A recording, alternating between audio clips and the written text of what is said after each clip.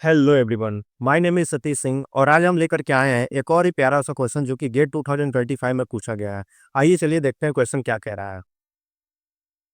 जैसा कि यहाँ पे क्वेश्चन लिखा हुआ है, consider a discrete random variable x whose probabilities are given below. The standard deviation of the random variable is। ठीक। तो हमें यहाँ पे एक इवेंट दे रखा है और उसका हमें प्रोबेबिलिटी दे रखा है। ठीक। तो इस ऐसे इसका हमें क्या फाइंड आउट करना है, स्टैंडर्ड डेविएशन फाइंड आउट करना है। और ये क्वेश्चन गेट 2025 सिविल ब्रांच में शिफ्ट 2 में पूछा गया है। ठीक। तो देखिए इस क्वेश्चन में पूछ बोला गया है कि स्टैंडर्ड डेविएशन निकालना है रैंडम वेरिएबल का। ठीक है, एक ये एक हमारा एक डिस्क्रीट रैंडम वेरिएबल है, इसका हमें स्टैंडर्ड डेविएशन निकालना है। तो आप लोग को पता होगा कि स्टैंडर्ड डेविएशन कैसे निकालते हैं यहाँ से। तो स्टैंडर्ड डेविएशन से सब तो यहाँ पे वेरिएंस का फॉर्मूला ये होता है। वेरिएंस वेरिएंस वेरिएंस हम लोग डिनोट करते हैं सिग्मा स्क्वायर से। ठीक है, सिग्मा स्क्वायर से इसका फॉर्मूला होता है event of x square minus में इवेंट ऑफ एक्स इस पूरे का होल स्क्वायर। ठीक, ये हमारा वेरिएंस का फॉर्मूला होता है। और अगर हमें स्टैंडर्ड डेविएशन निकालना है, स्टैंडर्ड डेविएशन, तो क्या करते हैं, सिर्फ हमें वेरिएंस का स्क्वायर रूट कर दें, मतलब ये हो जाएगा यहाँ से सिग्मा। ठीक, ये हमें निकालना है, यही हमें फाइंड आउट करना है इस क्वेश्चन में। तो सबसे पहले यहाँ पे आपको ये वाला इसका वैल्यू निकालना होगा और इसका वैल्यू निकालना होगा। तो सबसे पहले हम लोग इसका वैल्यू निकालते हैं। तो ये जो हमारा है ना, इसी को हम लोग बोलते हैं मीन। इसको क्या बोलते हैं, मीन। तो यहाँ से मीन क्या हो जाएगा, mean mean is equal to mean को हम लोग डिनोट करते हैं म्यू से।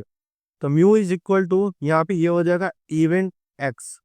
ठीक, इवेंट एक्स। अब इसका मतलब क्या होता है, इसका मतलब ये होता है कि जो ये इवेंट मतलब ये एक्स है और ये प्रोबेबिलिटी, इन दोनों को आपस में मल्टीप्लीकेशन करके ऐसे सबको ऐड कर दें, मतलब कि summation of x I and P. ठीक है, इस प्रोबेबिलिटी को और ये एक्स आई में सबको ऐड कर दें और सबको मल्टीप्लीकेशन कर दें, फिर उसके बाद ऐड कर दें। तो ये हमारा हो जाता है मीन। ठीक, तो यहाँ से अगर हम इसका वैल्यू निकालें, ये क्या हो जाएगा, यहाँ से 1 into 0.3 plus 2 into 0.1 plus 4 into 0.3 plus 8 into 0.3। इसका वैल्यू कैलकुलेट करिए तो ये हो जाएगा 0.3, ये हो जाएगा 0.2, ये हो जाएगा 1.2 और ये हो जाएगा 2.4। ठीक, इसको जो हम कैलकुलेट करेंगे तो ये हमारा कितना आ जाएगा, ये हमारा आ जाएगा तो ये हमारा आ जाएगा 4.1। ठीक, ये आ गया हमारा ई एक्स का वैल्यू, ई एक्स का वैल्यू। और अब हमें निकालना है इसका वैल्यू। तो ये क्या है, ई एक्स स्क्वायर का वैल्यू। ठीक है, ऐसे यहाँ पर अगर रखेंगे तो ये हो जाएगा summation of x square I into P I. यानी कि मैं यहाँ पे इवेंट जो ये एक्स है ना, इन सब का स्क्वायर करके इसके साथ मल्टीप्लीकेशन करें, फिर सबको ऐड कर दें। तो यहाँ पे क्या हो जाएगा, 1 का स्क्वायर यानी कि 1 इंटू 0.3 प्लस 2 का स्क्वायर यानी कि 4 इंटू 0.1 प्लस 4 का स्क्वायर 16 इंटू 0.3 प्लस 8 का स्क्वायर 64 इंटू 0.3। तो जब आप इसको सॉल्व करेंगे तो यहाँ पे आंसर आ जाएगा 24.7।